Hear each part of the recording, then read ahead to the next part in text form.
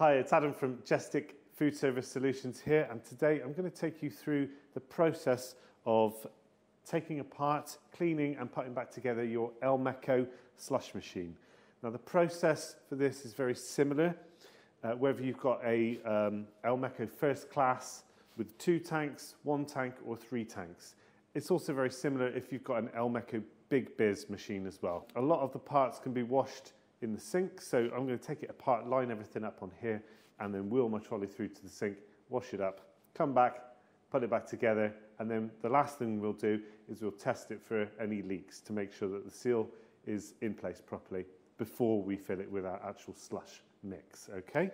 So I'm going to leave the drip tray in place because there is a little bit of water in the tank, and as I open the lid, that's going to come out.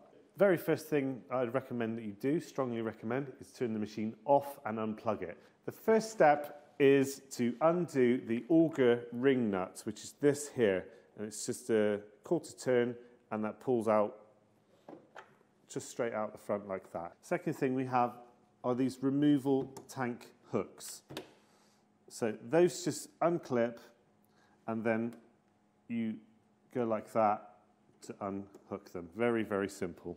Now that I've done that, before I take the tank off, make sure you remove the lid. Now I can take the tank off, and that's just a case of tilting it back and then lifting it off. Now, you've got 2 augers here. You've got a horizontal auger and a vertical auger. We're going to take both of these off. The horizontal one just slides straight out. No problem. And then the vertical auger is secured in place with this nut on top. So just going to unscrew that. Just comes straight off. And then the rest of the vertical auger just pops straight off like that. I can now take my drip tray off, and that's just a simple case of pulling it, and it comes off like that. It separates into 2 pieces. The only thing not to put in the sink is the lid, and for obvious reasons, it's got some electronic components in it. General purpose cleaner, so just spray that on and then wiping it off with a cloth. So don't put the lid in the sink, and obviously don't put the machine itself in the sink or anywhere near water. This here will just need a wipe down. Okay, so let me take that side off and then we will talk about that. Okay, we're ready to clean the machine itself. Just give it a little spray down, let that do its work, and then just wipe it clean.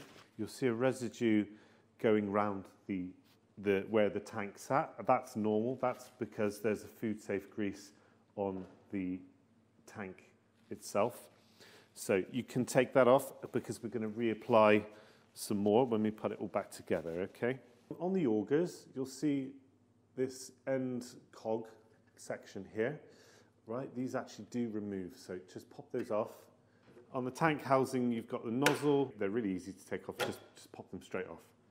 Okay, so I'm just going to go and wheel this to the sink, and I'll see you in 10 minutes. Okay, everything's now all cleaned and washed. One thing that we will need to do is reapply from time to time some food-safe lubricant to the moving parts of the machine. This is to keep everything running smoothly and the machine running quietly. You'll notice that when you took it apart, the teeth on this auger had some lubricant on it. Now I've cleaned it, it's been removed, so we're going to reapply some of that. This is available pretty much anywhere. It's a sanitary petrol gel lubricant, tasteless, odorless, designed to come into contact with food, so it's completely safe. So it's really just a case of just applying a little bit, maybe just under a pea-sized amount, and then just with clean hands, obviously, just spreading some of that lube around so that when it comes into contact with the moving parts, then it will be nicely greased up. The vertical auger, we'll put that one on, twist it, and it will fall into place. The next part is going to be the horizontal auger. Now I did remove the teeth cog for cleaning, so I'm just going to pop that back on, and again I'm going to apply some of the food safe lube. Very easy to do. Now this one will go in until these teeth connect up with the vertical auger. Don't forget to screw the nut back on the vertical auger as well. Because I've laid out all my parts, it's really easy. I can't forget anything. Don't over tighten that. Keep turning it until you get to a point where it's spinning on its own. That's tight enough. Now you can see where the two connect. The lube is going to work its way into that. The next step is to reinstall the tank itself. What you'll see on the underside of the tank is one big seal which runs all the way around. You do need to make sure that it's in place properly before you put it back on. So just a visual check. I'm particularly checking in the corners to make sure that the seal is sat in that groove. And then I'm just going to get some more of the petrol gel lubricant and it's just going to run that across. A nice coating of it on the seal so that when I put the lid back on, it makes a good contact with the machine itself. The lubricant is available pretty much anywhere. I'll just pick that up online for about £10. Okay, so remember how we hinge the lid up to take it off? We're going to do the reverse. We're going to put it on, hinge it down, so that this hinge at the rear of the tank fits into these two hooks. Now you'll notice, if it's in right, that the tank will just sit down flush, nice like that. If you find that it's like this, don't force it down. It just means that you've not sat it correctly on the rear hinge there, okay? So just adjust it and it should just fall nicely like that. Next, I'm going to replace the auger ring nut. You will notice that actually there are a couple of very small seals around here as well. So again, if there's no lube on it, you're going to need to reapply just a little bit. Again, with the finger, I'm going to put the auger ring nut into the hole in the front here and then just turn it to lock it in place. And what you'll see is that it connects to the horizontal auger as well. So just, there you go.